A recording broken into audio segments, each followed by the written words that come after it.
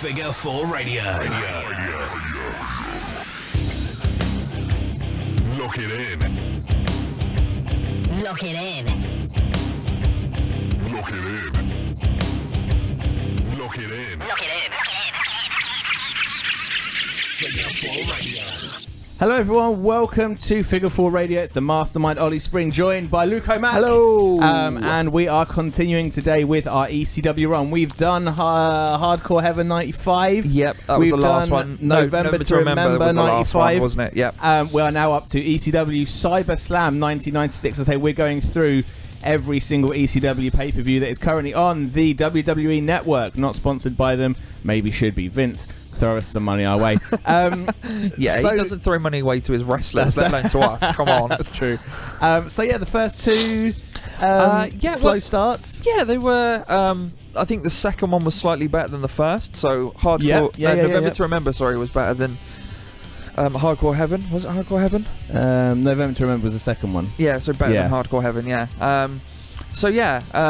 Slow starts. The wrestling was better last time round. I'm hoping. I know it's ECW. We're just going to see chairs and blood and potentially. But, I've got. As I say, with these first three that are technically before Barely Legal, which is the first ever actual pay-per-view. Yeah. I think there's reasons why these three are put on the network. I think there is maybe one or two matches in particular. So I think for the first one, it was the Type A death match, wasn't it? I think that was that, and Shane Douglas leaving. Yep. The second one, it was the Rey Mysterio Psychosis match, I think. Yeah. As largely as the reason it was on there. I think there is a reason why this one is on here. I won't say anything at the moment. There's a few moments of interest, shall we say. Right, okay. Points of interest on this pay-per-view. So it is ECW. It is 1996. It is CyberSlam. I mean, we're 2016 at the moment. This is 20 years old. So this was February 17th. So this is almost 21 years old, basically. Nearly. So we're kicking off, and I say, as always, there's never going to be any or many graphics on the screen. So we're using Wikipedia, which of course spoils half the results. Well, all the results anyway. So well, match for you, one, you read it, I don't. That's true. Match one, we've got the Bad Crew, which is Dog and Rose and Judge Dredd, taking on. Oh, I almost said a word there. Taking on Dino Sendoff, Donnie Allen, and the Dirt Bike Kid. So this is basically. It looks like Bruisers versus Three Little Jobbers. Yeah, I'm not expecting this to take very long. Watching it now, that's pretty much exactly as it's coming across. Yeah, so it looks like it's going to be business as usual because ECW, because Paul Heyman, because fuck you. That's going to. If only we still lived in an ECW world, that would totally be on a Figure 4 Radio T-shirt. The one I said was pretty good. Well, because podcasting, because blogging, because podcasting, because Figure 4. There you go, that's true. Hey, we get on a T-shirt. I still like the because fuck you. Because fuck you. Because fuck you, yeah. Back to this. We've had three big men beat up three little guys, and I mean, the Dirt Bike Kid is literally a guy wearing like motocross dirt bike gear. That guy in the other corner kind of looks a little bit like James Ellsworth with long hair. It is just jobbers versus big guys, isn't it? Yeah, so this is basically just a little bit of violence to get the crowd warmed up. Yeah. We might as well go through this live because I don't think it's going to last much longer. So let's have a look down the card while these three guys are beating up these three. It's such a 90s name, isn't it? Oh, yeah, with a Bad Crew. Bad Crew, yeah. But then Dog and Rose. I don't know if they've got surnames. I don't know if that's Dog or Rose in the ring, but still. Okay, that's quite nice. Double underhooks, powerbomb, Tiger Driver type thing. We've also got Taz taking on Joel Hartgood. Never heard of Joel Hartgood, but that's Taz. Bubba Ray Dudley takes on Mr. Hughes. You might remember Mr. Hughes. He made a brief appearance in the WWF. Is this Bubba Ray Dudley as the stuttering Bubba Ray Dudley, or is he separated from... I guess there's only one way to find out. Yeah, I guess so. There's tag team action with the Bruise Brothers versus the Headhunters. Oh, this is such a 90s pay-per-view. This is. There's Francine and the Pitbulls. Wait a second, there we go. Yeah, 3 count for the big guys. There you Shockingly beating the little guys. They've got no offense. Oh, here we go. That's a Sandman with a kendo stick. Literally just cracking people around the actual head with it. He's probably pissed, so, you know. Yeah, he probably doesn't really know what he's looking at. Francine and the Pitbulls taking on Stevie Richards and the Eliminators. Too Cold Scorpio versus Sabu for the World Television Championship. Shane Douglas taking on Cactus Jack, and Raven taking on Sandman in the main event for the ECW Heavyweight Championship. So there's quite a few names on there. Yeah, there is. There's some also belts this time round as well. Some belts on the line. Oh this time round. We've got the ECW Heavyweight Championship, the TV Championship. Yeah. I don't think there's a tag team championship no, match. but it's good. But yeah, Sandman is inexplicably over. We've got match 1 out of the way, and that was a very average squash match. It was a 2-minute, get the crowd in. Not going to miss much. We will not remember anything about that. No. We have got match 2, which is El Puerto Riqueño versus Spiro Greco. Never heard of either of those two guys. The Puerto Riqueño was a little guy that got his ass handed to him in the November to Remember. Yeah, that's right. So yeah, let's go and get stuck into that one. We'll be back in a moment to tell you how quick and painful this match was. Okay, so that's the second match over. The Greek god, was it? Spiro Greco, aka Greek Cesaro. Greek Cesaro, as I said when he came out. Greek Cesaro. Versus the 1-2-3 Kid Part 1, Part 2. Like version 2? Yeah, something like that. I mean, that wasn't a bad match. There was some actual wrestling. There was no sloppy hardcore moves, but the crowd shat all over it. And I think, maybe because it's an ECW, there were no. They just want mindless violence, blood and guts. Yeah. But I mean, that wasn't. It was a showcase exhibition match for the big Greek guy. That's exactly what it was. But yeah, as far as the wrestling goes, it was not bad. Yeah, it was alright. Not too bad. Not bad. So we've now got Taz with Bill Alfonso. Yeah, because of course Taz and Bill Alfonso didn't turn, but Taz turned on the crowd. November to Remember. Yep. Which was interesting. He's up against a guy called Joel Hartgood. I thought the name rang a bell. Heavily tattooed. He looks a little bit like Flea from the Red Hot Chili Peppers. Yeah, just with a bit more colour. And the tattoo. He looks a little bit less ill all the time. But I get the feeling this is going to be another showcase match for Taz who's going to just pick him apart. Trying not to look at the results on Wikipedia. But yeah, I mean that Spiro Greco match wasn't bad. It was alright actually. It was very clearly big guy going to beat the little guy. Little guy's there just to bump for him. Little guy got no offense in whatsoever. Yeah. But no, it was like I said. As far as showcase matches go, it was pretty good. This guy here, the referee, kind of looks like Rob Van Dam's dad or granddad, and I'm pretty sure he's wearing wrestling boots. He'll be out later on. Yeah, maybe he's in a match later. I also get the feeling this isn't going to last very long either. After that clothesline, no. Jesus Christ. Yeah, there's been a few rough-looking bumps. This guy's probably a rookie. He doesn't look like a rookie. Oh, just because he's got tattoos doesn't mean he's... Yeah. Oh. Was that the Tazplex?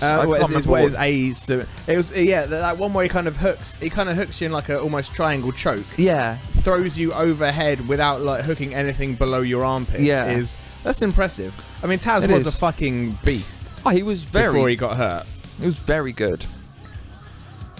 But I think he was booked in a very certain way. Of course as he was. being the shooter. In fact, fuck me, that guy's dead. Yeah, he's dead. He's dead. That was the top of his head. That wasn't even shoulders on neck. That was the top of his head. And Taz mission locked in. It. Give it a couple of seconds. Wait for it. Yeah, there we go. So Taz wins, shock horror, against the guy we've never heard of. And again, that was like 2 minutes. That suplex on the top of his head looked nasty. Real nasty. So that was another squash match, but I think that was a squash, whereas the one before wasn't. Greek Cesaro match was more of an exhibition. I mean, 3 matches in. We've been recording for 8 minutes of podcast time. Not so bad. Not so bad. We're getting there. We'll come back after this promo. And, Taz is going to tell the crowd they suck and say that guy's a scumbag or something. What match is next? Before we come off the air, ECW had their own gimmick doctors called Damage Control. Which is hilarious. Are they actually taking him out on a stretcher? And Taz flipped him over. There we go. Oh, that's hilarious. So, and then Damage Control get out. They've got him on a stretcher in the ring, yet they pick him up in the ring. Where are they going to go with him? They still have to get him onto the floor. Oh, hang on a sec. And the jobbers come out and try and save him. And Taz obviously... another guy falling on his head. Another guy falling. That's 3 head bumps. 4. Shit the bed. That was probably nastier than the one that they're trying to... Jesus Christ. So they've come in to try and help this guy because he got landed on his head. And... yeah, so all the jobbers came out, and now Mikey Whipwreck, who is the king of the jobbers at this time, comes out, tries to fight Taz off. That was quite funny. In a very horrible, dangerous... I hope that guy's not now a paraplegic. Yeah, that was a really nasty bump. But okay, so yeah, Mikey's now about to get dropped on his head. Tazplex. There you go. I kind of looked slightly safer, but yeah, it's still Taz is pretty much trying to give He's people going to choke him out now. broken necks. There we go. Right, next match coming up, we've got Bubba Ray Dudley with a whole bunch of Dudleys against Mr. Hughes. Do you remember Mr. Hughes? I think this is Mr. Hughes, who the guy I'm thinking of. I think he was the big guy that used to come out with Gold Dust as his like usher bouncer type guy. Vaguely remember, yeah. Yeah, very big black guy with a vest and glasses. Yeah. So I mean, he never really got a chance to wrestle much in WWE or F. So I mean, yeah, he might be able to go up against Bubba Ray. Who knows?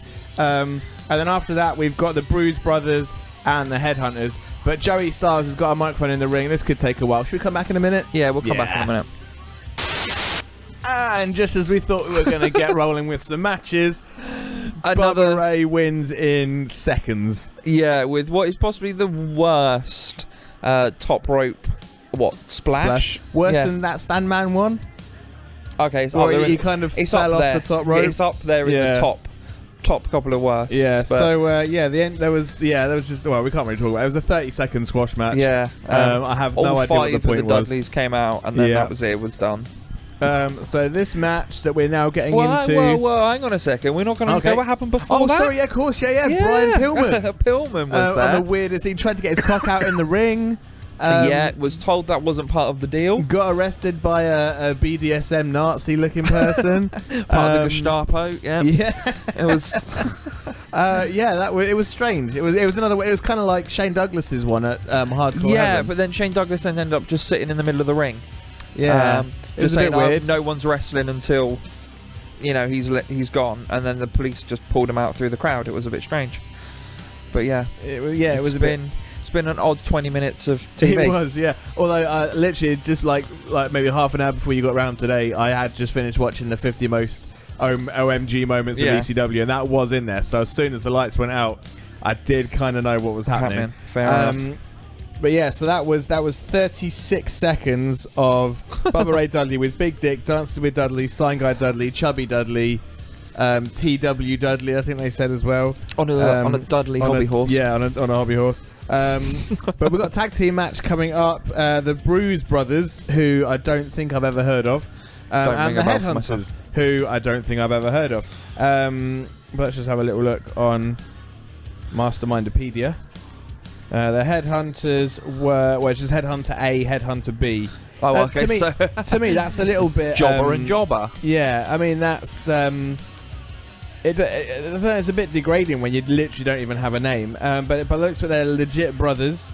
But yeah, just Headhunter A, Headhunter B. So nobody I think we'll ever heard of. The Bruise Brothers. The Bruise Brothers. Was Don and Ron Harris, the Harris brothers. Oh, okay. I think they went to WWE, didn't they? I don't remember. I don't recall the Harris brothers. I get the feeling that they're the. I might be massively mistaken. Wouldn't be the first time. Yeah, they were in the WWE. Okay. And they were. Yeah, it was 8-Ball and. Do you remember 8-Ball and Skull? Yes. The Disciples of the Apocalypse. They were in that group with chains. Okay. So they had a bit of a run there. I also get the feeling. I don't know if this will be on. I'm just having a little look down Mastermindopedia. I get the feeling that these are the two guys that ended up trying to buy TNA recently. You know, there was those 2 ex-WWE wrestlers that were rumoured to be buying, and everyone's like, why the hell would they be buying it? They're like, nobody's. Arrow. Yeah, they work in Arrowlux, which is a marketing production company. And in 2016, TNA hired the services of Arrowlux. And it was reported that they were in negotiations with TNA over purchasing the company. There you go. There you go. Well done. There you go. So I'm gonna say that the Bruise Brothers are going to win because they went on and became somebody's, whereas the Headhunters didn't. My God, what is that? Anything could happen. I'm not sure if this is the match that we're on right now, or if this is just another segment. I think we're going to save podcasters' time and come back to you guys in a minute. Because there's an unnamed guy in the ring and an unnamed guy in the ring and an unnamed girl on the ring apron. It's probably just going to be a bit of a fight, I reckon. It'll be a 20-second squash. We'll come back after the tag match and let you know how bad that was as well. Right. Okay. Do you wanna so the Bruise Brothers of Ron and Don Harris. Yep. Why not call them the Harris Brothers? Because they were the Bruise Brothers, obviously. Versus that. So 2 teams of genuine brothers. Yeah, it was. 2 which teams was genuine interesting. brothers. But they were Headhunter A and Headhunter B. Didn't have genuine names, unfortunately. So it was brawling through the crowd. They spent about 3 seconds in the ring, which was when the pinfall happened. But it was undersold chair shots, weak chair shots. Yep. Just getting the crowd involved for no real reason, really. Pretty much. I mean, the crowd loved it, but obviously the cameras couldn't fucking follow it. And the finish was it looked like a shitty finish because one Headhunter hit a moonsault on one of the Harris brothers. Let's just stress. The Headhunters were not small men. No, they were fucking huge. They were like 400 pounds of blubber. They were big men. Yeah. So to hit they had moonsault, back boobs. Yeah, and back side boobs. and side boobs. So to hit the he did a moonsault. He didn't land anywhere near the guy. No, but he did it. That was impressive enough. Yeah. And so he got so one Headhunter was pinning a Harris brother, while a Harris brother was pinning another Headhunter. And the ref counted both pins, so it was a bit. No, I think he counted the Harris brothers as winning. Oh, okay. It was a bit sloppy. They didn't really spend any time in the ring. It was a typical ECW match. All I'll remember is the back boobs jiggling. Will haunt your dreams, haunt your nightmares for a long time. But luckily, we've got Tommy Dreamer and Bueller in the ring. Bueller, who I love. I get the feeling, well, by the looks of it, there's no Tommy Dreamer match scheduled. But here comes Raven. But yeah, Raven's out anyway. With so the next and actual the blue match meanie. is JT Smith and Axel Rotten in a singles match. JT Smith, who I've never heard of. No, I can't say I have either. Yeah, he didn't really do an awful lot by the looks of it. And of course, Axel Rotten, who hopefully won't have his hands dipped in glass. Glue and glass. Yeah. So yeah, but there's going to be a little bit of drama. I think that's the thing with ECW. There's more drama and trash talk than there is wrestling. Yeah, but it is like it's a proper soap opera, really, isn't it? Oh, of course it is. Yeah.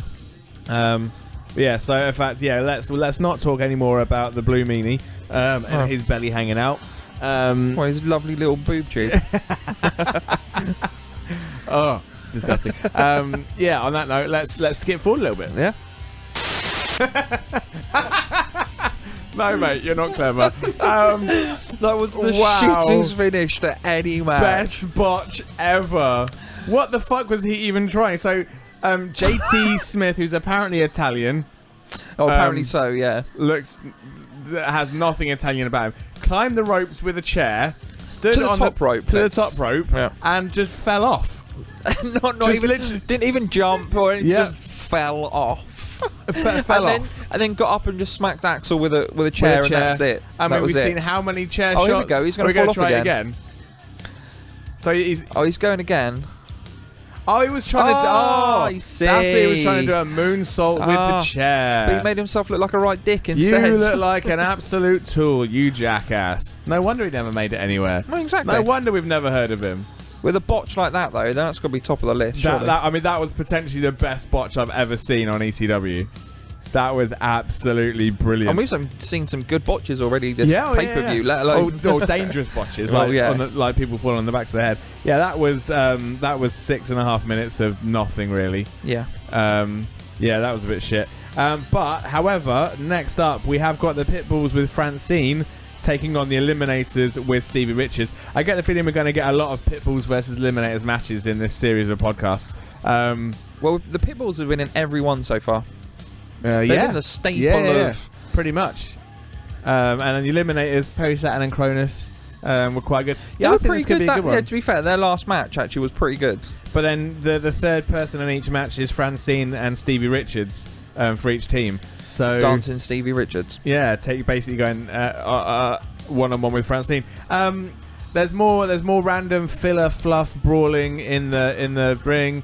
Of course, we don't really give a shit because it's just people that did nothing. Yeah, did nothing. They're not historically important. Beating each other up for no reason. Yeah, this is just a mess. Let's skip forward and we'll be back. Any more thoughts about? No, there's not much more to say, is there? That's it. Yeah, it was there. Yeah, let's come back in a minute with some hopeful, decent tag team action. Okay, so another clusterfuck of a match.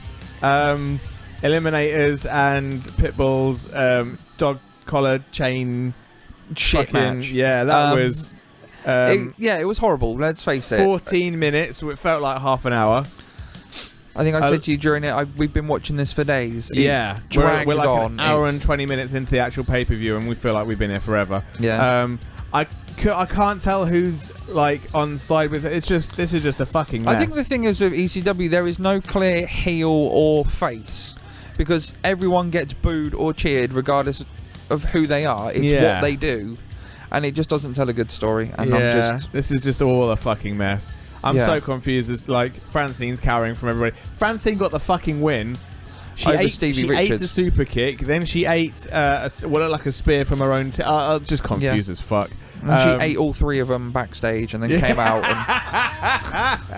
And oh man, yeah, that was a mess. Okay, so I'm so and now confused. She's just taken a clothesline from Perry Saturn. Isn't that her team, or is she No, she's with the Pitbulls. Why did they spear her? I think it was saving her. This is we all should bullshit. point out at this point that we've actually been joined by. Scott Starspud's joined us briefly. He's joined us now for the quiz that happened last week. Yeah, but more on that last week. Yeah, I guess. Tune in 7 days ago to find out what happened. Yeah. That match was shit. What match is next? Let's find out on Masterpedia. Or let's see what happens. Okay, so this is awesome. ECW TV title. Oh no, we've got titles on the screen. So 30-minute time limit 1-4. Sabu versus Scorpio for the TV title. Half an hour time limit match. This could be quite good. This could be a good match. Fingers crossed. Let's watch it. Let's find out. This could be a match of the night. It's gonna have to be. Not much competition. Yeah. So that was match of the day, match of the night, match of the card. Yeah, match of ECW today. Half an hour time limit, which went the full half an hour. Soria, full half hour. That was a pretty good match. It was pretty good, actually. Sabu obviously still thinks he's won the belt, even though it was a draw and it's going back to Scorpio. But no, it was fairly entertaining, actually. Yeah, Some good I'd spots say in it. That's by far the best match of the card. And I think we've got Cactus Jack, Shane Douglas, just straight in. No intro or anything. Entrances, fuck intros. Cactus Jack in a fucking suit. Yeah. So yeah, a bit weird. and Shane Douglas looking like one of the Ultimate Warrior rejects. I was going to say the bees. What are they called? Killer Bees. The Killer Bees. Thank you, Scott. Yeah, so we're getting stuck into another match. I don't think anything's going to top that. No, I can't see anything topping it. Yeah, not bad. ECW, not bad. Okay, so we are back after the franchise Shane Douglas and Cactus Jack. Luke-O-Mac has tagged out, and we have in his place I'm Luke-O-Mac. Scott Star Spud and Killer Kai Brand is sat next to me as well. Scott, starting off with you as you've got the microphone. How much of ECW have you ever seen? I've seen quite a bit. I remember when it was on TV the original time. Okay. I kind of watched it after this particular pay-per-view when it actually became ECW and it got a really good buzz about it. So this is still Eastern No, this is still this is Extreme still. Is this Extreme? Is it? Yeah. Oh, okay. I thought this was older. No. This is Extreme. What did you make of that match? That chair shot by Mikey Whipwreck was awesome and possibly concussion injuring to Cactus Jack. Kai, what do you think? I'm pretty sure that I actually watched this live as a kid, but it wasn't Shane Douglas who was wrestling. Yeah, I know what you mean. Mick Foley. Who was it? I think it was The Rock. The Rumble. It could have been. Could have been. In an I Quit match, which ended with a pinfall count. But yeah, no, I quite enjoyed it. See, I remember one where they taped Mick Foley screaming, "I quit, I quit, Yeah, I quit." that was thought very it would similar. be quite So- logical to beat him senseless in front of his family. This one wasn't an I Quit match, but for some reason Shane Douglas wanted to hear him say I quit. But basically, for all intents and purposes, Mick Foley was handcuffed with his hands tied behind his back and took repeated chair shots to the face while someone wanted him to say I quit. Yeah, interesting that. That won't be the first. I think these are the bits that worry me about ECW now. I mean, What's at that? the time, you kind of thought, okay, this is fine. But looking back now with all the concussion stuff. How dated it is. No, the concussion stuff. I mean, the amount of chair shots to the head he took then. True. Yeah, but he did the same at the Royal Rumble in 2000. I know. They just sort of, looking back now, you kind of wonder how Cactus Jack is at all sane. Still alive? Yeah. Well, you see him on Monday Night Raw. He's not You too see my sprightly. point, though. Yeah. But no, that was very... Is that Kimono Wanalea? Huh? Kimono Wanalea? Yes. Yeah. It's surprising how many times WWE have stolen match finishes from ECW. It's quite funny. But we've got a main event, which is Raven versus the Sandman. Flock. Yeah, the Flock. The Blue Meanie, Stevie Richards, and Raven. That's not three guys you think should go together. Oh, yeah, but they were awesome. And the addition of Kimono Wanalea was quite a good idea. But I thought that was more to do with the Tommy Dreamer feud. Anyway, we've got one more match. Luke-O-Mac tapped out. He's gone home. We're still here with Kai and with Scott. We're going to get to the main event of CyberSlam 1996. We'll be back in a second. And for the sake of the podcast, I'll just repeat that. I just said, thank fuck, that's over. It was an interesting match. I think Sandman match is always quite interesting because he's always hammered, so you never really know what you're going to get. I mean, the crowd are chanting bullshit, yeah, which sort of sums up he ended the match with a DDT onto a chair, which has been kicked out of about 4 or 5 times this pay-per-view. But he also did smack him in the head with a chair prior to that. That's happened a lot. Yeah, it's just not a lot of sense, to be honest, in a lot of that. Like ref bumps. Why is there ref bumps in ECW? Because they wanted to have a screw job. Everyone wanted Sandman to win that. That's why they're chanting bullshit. And they had lots of gimmicks, shall we say, to make sure that Raven went over. Yeah. See, now here they're going to send the crowd home happy because they got Blue Meanie is about to cane Sandman, which probably means that Blue Meanie is about to get whooped. Kai, what's your thoughts? Oh, I got given 2 microphones there. Well, I'm loving Blue Meanie's little lap dance on Shane Douglas at the minute. I'm a fan of Raven the wrestler, so I enjoyed it. As you were saying during that match, his promo work is phenomenal. In the sense of he delivers it as a heel, as a babyface when he's actually doing it as a heel, and he does it phenomenally well. That sounds very isn't that what Scott just said? No, not about at all. 20 minutes ago. No. I'm pretty sure it was you. So yes, as Scott predicted, Sandman is firing up like a drunken Popeye. Beer revived him. Yeah, beer revived him, and he's probably just gonna kick the shit out of... oh no, Blue Meanie's beating the shit out of him. Oh, there we go. It's just there's not a lot of psychology of selling. Like one person will hit someone in the chair. I think what we've learned from this is that beer may contain spinach. Maybe. Isn't this just another night out in Northampton? Yeah. Oh, look, they're back in. And it wasn't hitting people. It wasn't quality wrestling. I think the highlight. The highlight I for me think was that's probably the first time that the words quality wrestling and Sandman have been used in the same sentence. Yeah. It's still getting better than the previous 2, but I'm really hoping that when we get to Barely Legal 97, that it's and on the another previous level. 2, the Scorpio match. Oh, no, it's in the pay-per-views. So that's three shows now that have been very average to above average. But no, the Scorpio Sabu match was the best. So yeah, I'm not sure if I think I'd probably advise people to go and watch the Too Cold Scorpio and Sabu match, and that's about it. I would also suggest if you are going to watch these, try and get an original ECW DVD, because I think the Metallica Sandman entrance is not done any justice on the network, and that is the main part of his stick. Okay. Yeah. He anyway, can't wrestle. That's the only good bit about him. That's his true. Yeah, entrance. no, he definitely can't wrestle. We can agree on Oh, that. wait, they're back. No, Missy Hyatt's back. But anyway, yeah, folks, that's been ECW Cyber Slam 1996. That's now 3 out of the 24 ECW shows on the network. We're slowly making our way through them. I'd like to thank Luke-O-Mac, who isn't here. Scott, thank you very much for joining us. I'm glad I got to take Luke's seat. Yeah, and Kai, thank you very much for joining us. Thank you for losing. That's in reference to last week, wasn't it? Yeah. Didn't Kai beat you in the quiz again? Anyway, I'm editing this, so that might not make the final cut. Kai, we're going to listen back to that, and he'll be. Kai, do you want to do the social media stuff? Yeah, all right. Then go and check out all our podcasts, including that Wrestle Quiz, which was Did you win that? Did you win that? I can't say. Just go and check it out yourself on iTunes, on Stitcher, on Podomatic, on our website www.figure4radio.weebly.com. Or why not go to any podcast provider? Just search Figure 4 Radio, and we will probably sort of come up on that one. I have a question about that. Okay, go on.